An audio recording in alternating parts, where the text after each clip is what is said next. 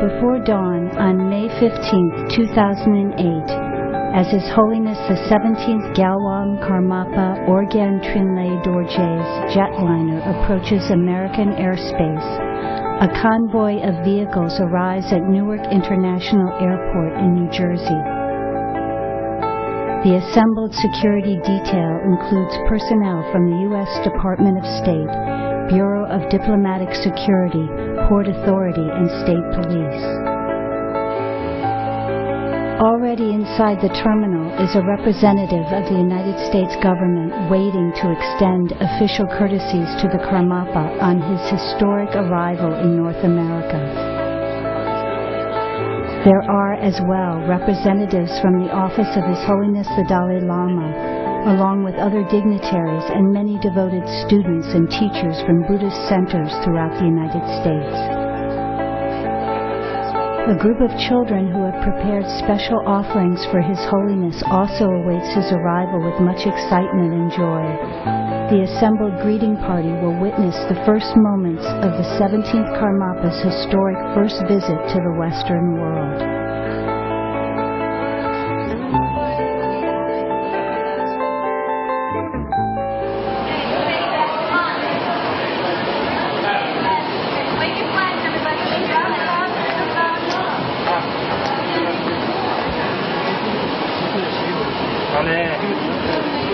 Thank you. Sure. What, this one? Thank you. The Karmapa chose America as his first Western destination. It was here that his predecessor, His Holiness the 16th Karmapa, passed into parinirvana in 1981. The purpose of the 17th Karmapa's visit is to give spiritual teachings, visit centers established by the 16th Karmapa and other great masters of the East, and at long last meet with Western students who have waited so long for the Karmapa to revisit these shores. His Holiness departed the airport for Manhattan Island. As the convoy crossed the state line, New York State and City Police seamlessly took over the escort from the New Jersey officers.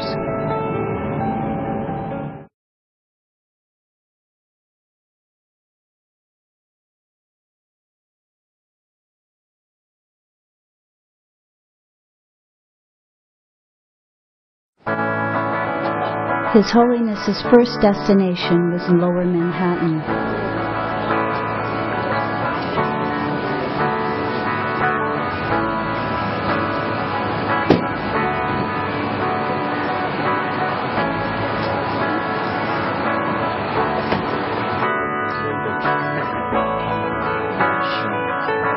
After a brief rest and a light breakfast, the Karmapa was joyfully welcomed with the traditional tea and rice ceremony by members of centers from the eastern region of the U.S.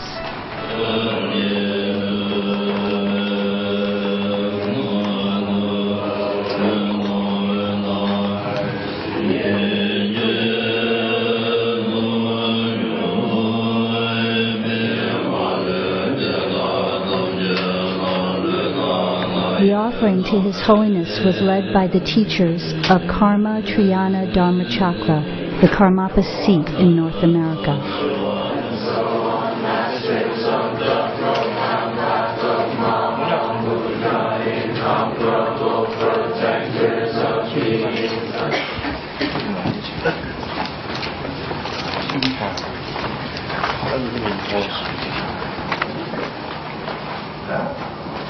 Dango Jar de Samshet, Milam Sorti de Jar, Relations, that is each of Shaminduda. Granto Yabo Tenamato. Each of Shamindu. Last night I thought I was in India, and this morning I find myself in America. Unless I look at you, I find this hard to believe. When I find myself here and see so many of you gathered as you are this morning, I find myself very intensely recollecting the kindness of the great beings who have brought this about. The previous Jawang Karmapa, the previous Trungpa Rinpoche, and all the many great beings who have made it possible for this to happen. Well, now I'm in America, and what can I say? I pray and hope that all of you are filled with peace and happiness and with great joy, and it is my aspiration that we all meet again and again. Other than that, I don't think there's anything else for me to say. I'm a little bit in a state of shock. Yes. Thank you. Thank you.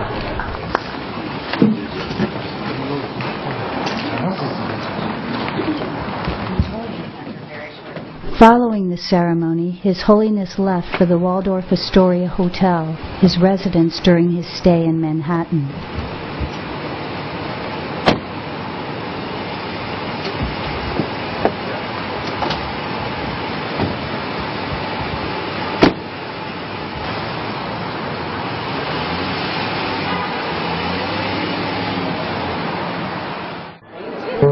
That evening, a reception in the Karmapa's honor was held at the Mandarin Oriental Hotel, offering breathtaking panoramic views of the city. And now it is a real honor, it's a tremendous honor. Robert Thurman, distinguished professor of Indo-Tibetan Studies at Columbia University, introduced His Holiness.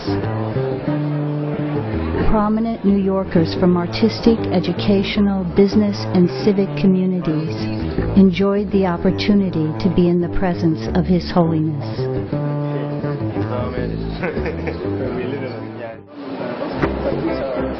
The following morning, the Karmapa visited the Metropolitan Museum of Art. As an accomplished artist, poet, calligrapher, and painter, he especially enjoyed this world-renowned display of Western culture. Starting to get more human aspects and less we see it. After viewing the museum's collections of classical art, His Holiness asked the curator to see the contemporary collection. No money, but they were very narrow, so we had to think of some way to use these narrow stones and so to make this series of things.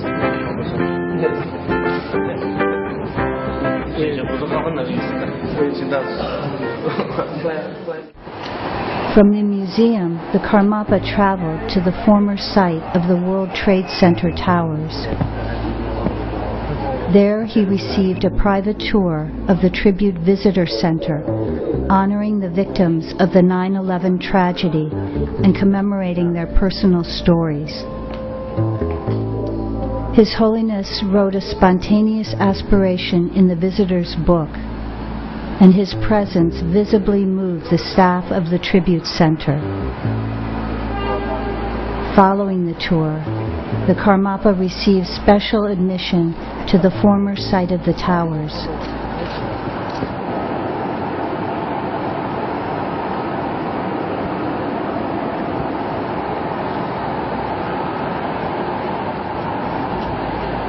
The blessing powers of the Karmapas, renowned for centuries in Asia, pervaded the space of one of the greatest recent tragedies in the West.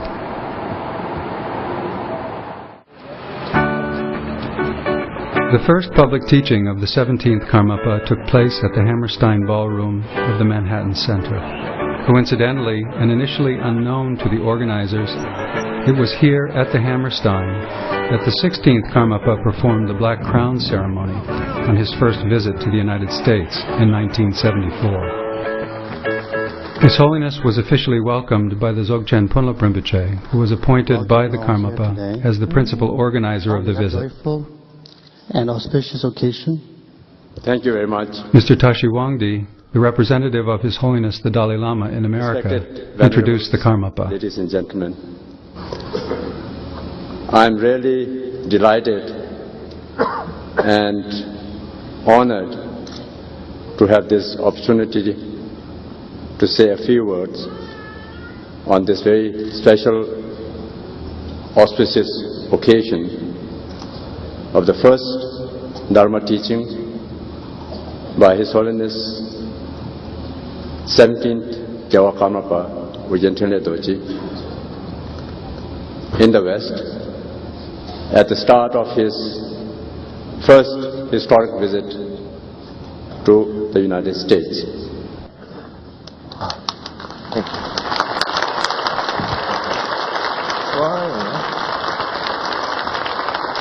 The Karmapa's first teaching was on awakening the heart of enlightenment. His Holiness immediately connected with the audience in a personal and completely natural way. I'll give you an example or an analogy that I find very helpful. Imagine that you have a mirror, a very clear and shiny mirror, and right in front of the mirror you put something extremely heavy, something that weighs 100 or 200 pounds. And the image of the heavy thing or heavy stuff, whatever it is, will be clearly reflected in the mirror. But the mirror does not bear any of the weight or pressure of the weight of the heavy thing itself. It clearly reflects it, but is not in any way weighted down or pressed down by the weight of the thing it is reflecting.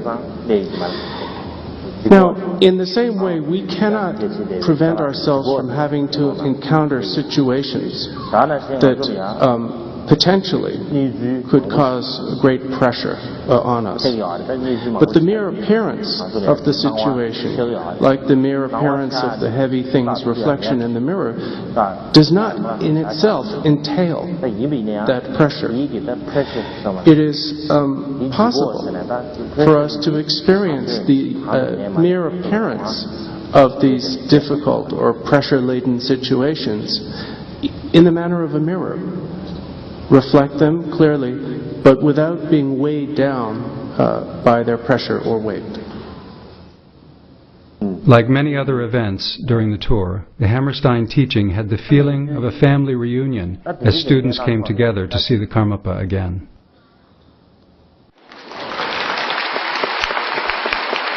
In the evening, hundreds of Tibetan and Himalayan community members gathered excitedly at Hunter College in Midtown Manhattan to meet the Karmapa and receive empowerment from him.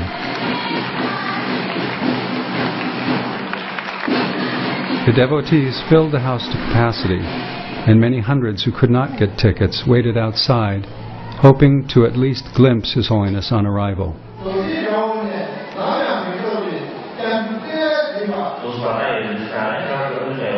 The Karmapa extended his compassion to this community's immigrant experience and encouraged them to preserve their Tibetan Dharma heritage.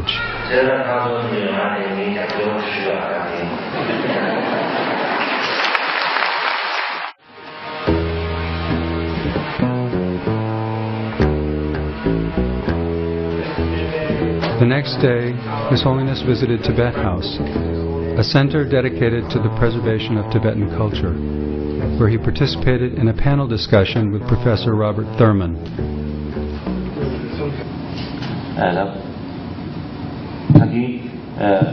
Professor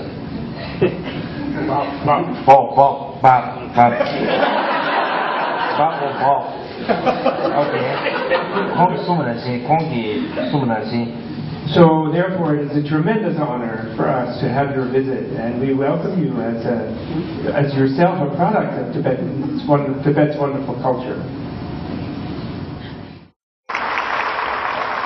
The second public teaching, titled Cutting Through Confusion, took place at the Waldorf Astoria Ballroom.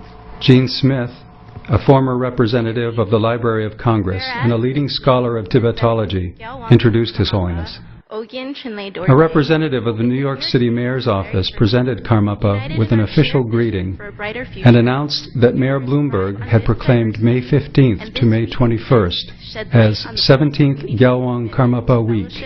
And tolerance. And whereas Buddhism is a respected and cherished faith in our great city, the values of wisdom and harmony which stand as pillars of this time-honored tradition are also shared by members of every religion. His Holiness's visit will inspire all New Yorkers to renew their commitment to these ideals. And on behalf of our 8.2 million residents, I welcome His holy presence to our great city. Thank you.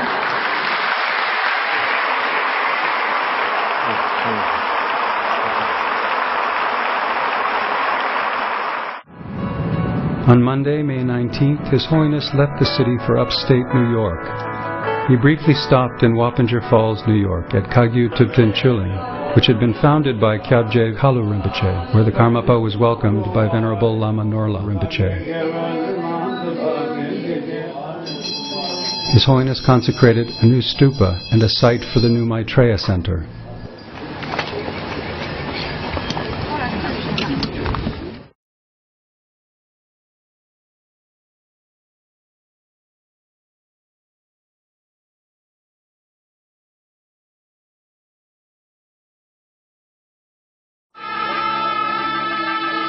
The next destination for the Karmapa was Karma Triana Dharma Chakra Monastery, or KTD, in Woodstock, New York. There he was met with a grand procession traditional for the highest-ranking teachers in the Tibetan Buddhist tradition.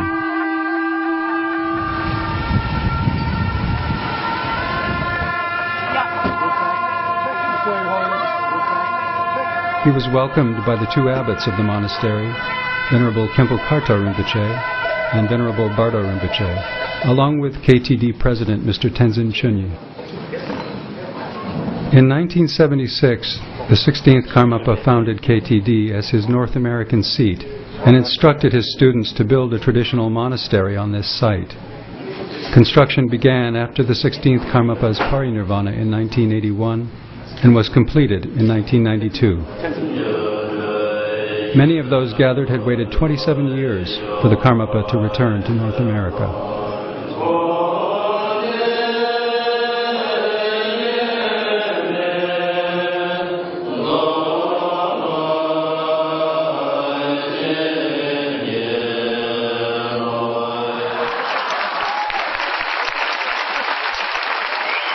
Among other activities at KTD, His Holiness taught on the seven-line supplication to Guru Rinpoche and conferred the Guru Rinpoche empowerment.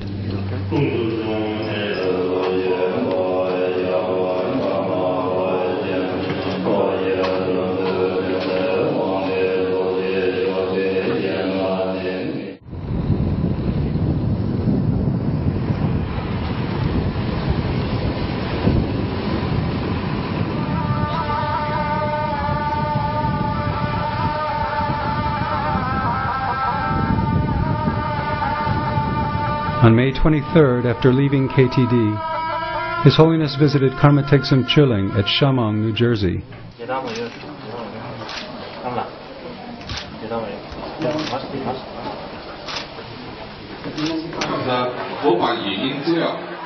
He gave teachings and a medicine Buddha empowerment to a large gathering of devotees. And then I thought, as the world seems to become smaller, we have a new possibility, a new hope for greater harmony and greater friendship through greater communication, a greater understanding of one another. And I think that we are not making a mistake if we hope that we can achieve an age of new harmony and new friendship through greater communication and understanding.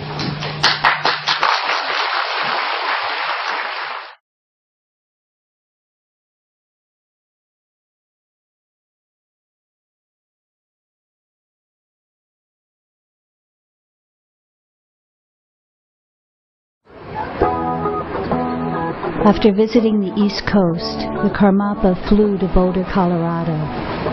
His Holiness was escorted directly to a welcoming ceremony at Boulder Shambhala Center, led by the Sakyong Nippon Rinpoche.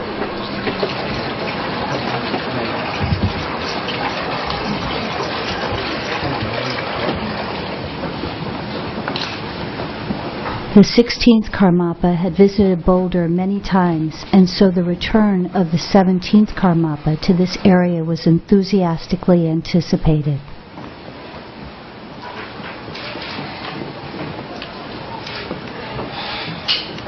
Meditation as is taught to this meditator who is not attached to food and wealth, who exercise to this life, grant your blessings you may enjoy long life through an ocean of kalpas and perpetually continually return wheel of the round vast karma. Here,